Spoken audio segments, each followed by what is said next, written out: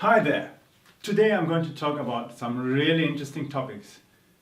Many of you do sales. Well, we have to, of course, because whether we've got a magazine or we provide consulting services, coaching, whether we do yoga trainings or we are working as a photographer, or any kind of business that you can do. Even if you've got a kiosk somewhere and you're selling chocolates, you are doing sales. Every day we do sales, and that's what really is awesome about it, because we are actually not aware that we're doing it.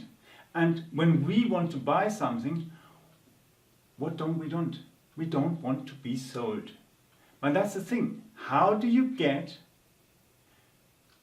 to sell without actually selling? And that's the thing. We have to make the person willing to buy. And that's the thing. If somebody comes to you and says, I want to buy from you, I want this product, I want this camera, I want this printer, I want this house, I want to buy it, then it's good, because you are in a position that you can actually offer at the terms that you are stating, because you are offering it. The thing is, we as sellers have to know how to close.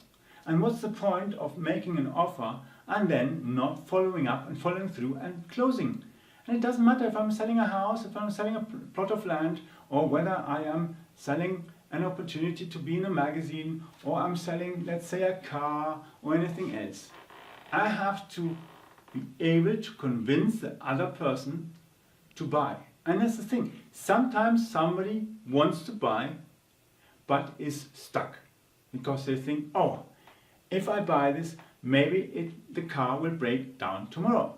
If I buy this plot of land, maybe I find that there's oil in the ground and then I cannot do anything. I have to clean it up and it costs me more money. Maybe I buy the camera and I notice I've got the wrong lens.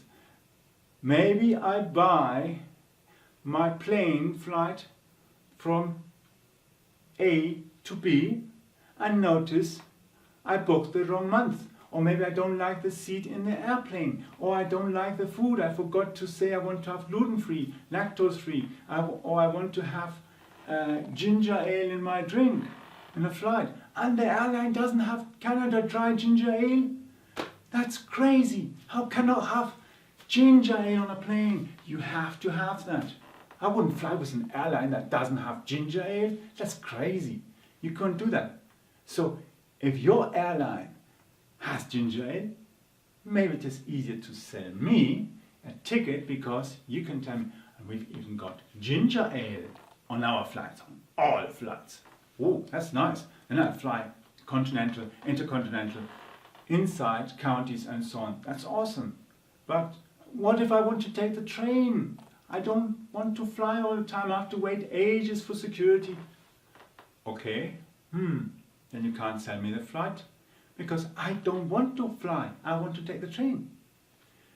But maybe the train is a more hassle eventually, and I'm not aware of that. And if you can show me that it's much easier to go from A to B by taking the plane, and I've said away there, it's easier. But what if the airport is so far away?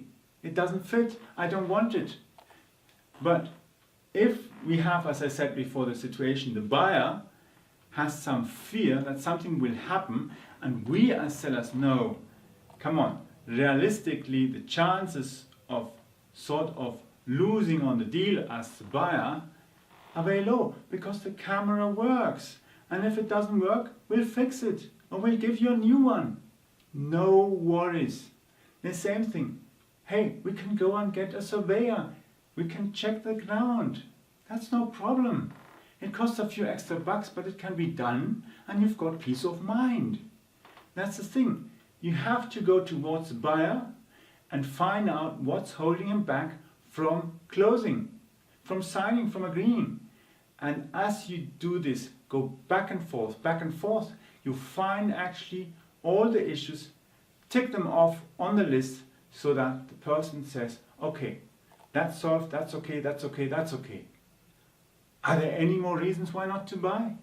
No? Then sign here and here, please. Great. Done. Sold.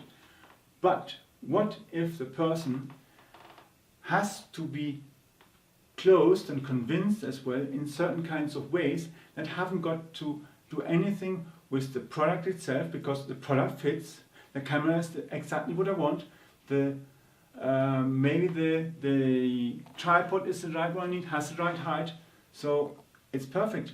I've got the right lens. What's holding me back? Maybe the payment terms. Maybe I want to pay with American Express. Okay, we don't accept American Express, that's a problem. I booked today a service I bought, and I had to pay with credit card or bank. And I decided, I'll pay with MasterCard, because they don't accept American Express. I don't like that. I want to pay with Amex, but they don't allow me.